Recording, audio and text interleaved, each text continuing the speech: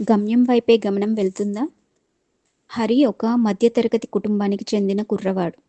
తండ్రి ఒక చిన్న ప్రైవేట్ కంపెనీలో క్లర్క్, తల్లి హౌస్ వైఫ్.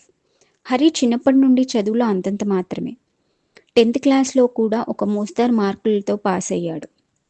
తండ్రి మాత్రం ఎవరో చెబితే విని ఐఐటి, జేఈఈ నేర్పించే ఒక పెద్ద కార్పొరేట్ కాలేజీలో చేర్పించాడు.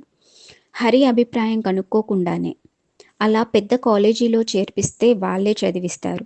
ఆ తర్వాత తన కొడుకుకు మంచి జాబ్, లక్షల్లో జీతం వస్తుందని ఆశపడ్డాడు. హరికి చెప్పాలనే ఉంది, తన వల్ల కాదు నాన్న అని.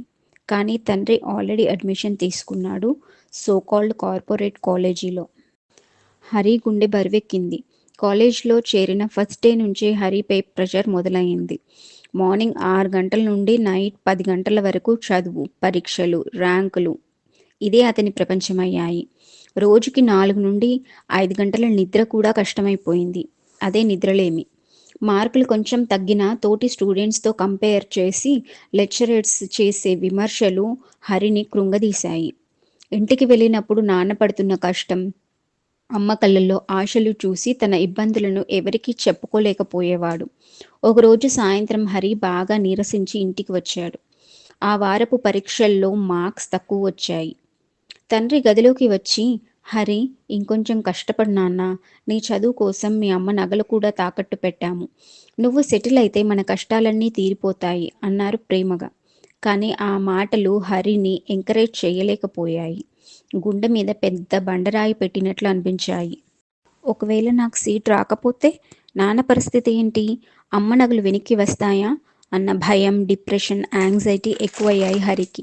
దాంతో హరి డిప్రెషన్లోకి వెళ్ళిపోయాడు. ఇప్పుడు మరి ఆ సగటు మధ్యతరగతి తల్లి తండ్రి పరిస్థితి ఏమిటి? కొడుకును డిప్రెషన్ నుండి బయటికి తీసుకొని రావాలా? తీసుకొని వచ్చాక తమ కష్టాల నుండి బయటపడడానికి కొడుకును మళ్ళీ వేరే సోకాల్డ్ కార్పొరేట్ కాలేజీలో చేర్పించాలా? వాళ్ళు ఈ పరిస్థితి నుండి ఎలా బయటపడతారు? వాళ్ళు జీవితంలో సెటిల్ అవ్వాలని కోరుకోవడం తప్ప, అలా అని మంచి కాలేజ్ అని చెప్పుకునే కార్పొరేట్ కాలేజీలో చేర్పించడం తప్ప.